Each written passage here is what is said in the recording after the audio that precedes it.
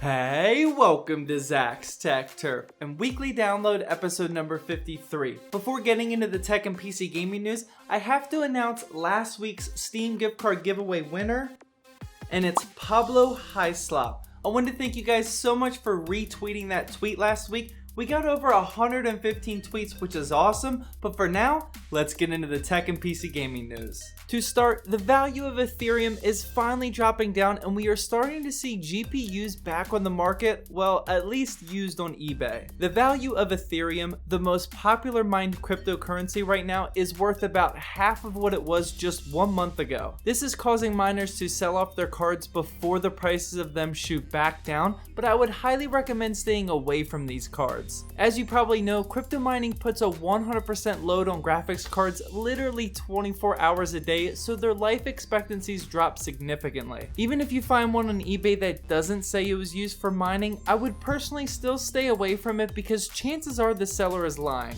If you're looking for the single best GPU to buy right now while the prices are still super high, I just uploaded a video on that. Next up, AMD Ryzen 3 chips will be available on July 27th, and some tech reviewers have already got their hands on them for testing. Only 2 different CPUs will be available in the Ryzen 3 series, the Ryzen 3 1200 and the 1300X. Both of them are rocking 4 cores and 4 threads and have a base TDP of 65 watts. The 1200 is clocked at 3.1 GHz and the 1300X is at 3.5, both boosting up a few hundred megahertz as well. AMD hasn't told us what the pricing will be yet, but we can only assume that they are here to compete with Intel's i3 7100, so I would guess they are going to be a bit cheaper than those. In more AMD Ryzen news, 2 separate Amazon buyers reported that they ordered Ryzen 7 1700s and somehow ended up with Intel Celeron processors at their doorstep. We've seen before how people can manipulate Amazon's return system, in this example by returning a Ryzen 7 1700 but putting a Celeron processor in there and then Amazon immediately reselling that thinking it is a good CPU, but we aren't exactly sure what happened here. Either way, if you're ordering any Ryzen chips off Amazon soon, I would make sure you're buying directly from Amazon and give that CPU a good once over when it ships to your door. Moving into some net neutrality news, which I haven't covered in a while actually. Last week on July 12th, the internet hosted the Day of Action, which I personally hope was very successful. Basically, a bunch of websites such as Twitch and Reddit posted banners on their website, and some even blocked access to their own websites in an effort to show consumers what would happen if this FCC bill was passed. Cable companies want to have the ability to regulate how fast their websites load based off how much these websites are paying them, and they even want to block our internet access to their competitors. This is something that obviously no one wants other than greedy cable companies, and we need more days like this so people can go sign these petitions so this never happens. And to wrap up the tech news with news that makes me even more mad than net neutrality, BMW has decided to add Skype for Business support in their cars that support their iDrive system.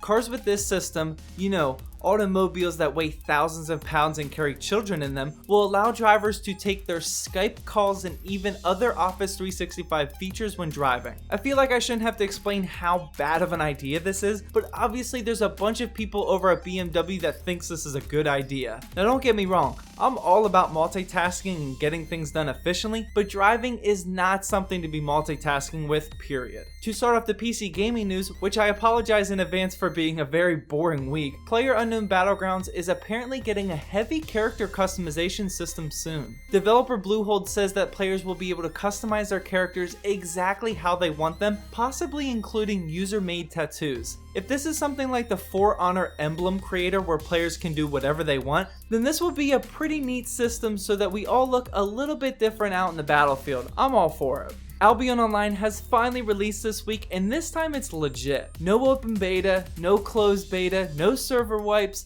just the official final release, and I'm super excited. Albion Online is a top-down action RPG, MMORPG with a little bit of MOBA to it actually. I featured it on my Gaming on a Sunday Morning series, which you should check out, and it's honestly one of the first games that I ever supported all the way through a beta and now through the launch. I would highly recommend this game if you're into open world PvP, RuneScape-like grinding, and if you want to play with me. I would love to get some runs going in this game with you guys, so definitely be sure to let let me know if you play this title as well. I'll have my referral link down in the description, so make sure you use that if you're thinking about buying it. Next up, Dark Souls is getting a mod that brings a similar feature to Counter-Strike's gun game, and I'll just quote the mod developer to explain the rest. He says, if you've ever heard of gun game from Counter-Strike or Call of Duty, it's basically like that, but for Dark Souls and without guns. This mod changes the leveling mechanic in Dark Souls to a more arcade-like game mode where you gain levels from getting successful hits on enemies and lose them for being hit or losing a lot of health from a fall. As a gamer who has never played a minute of the Dark Souls series,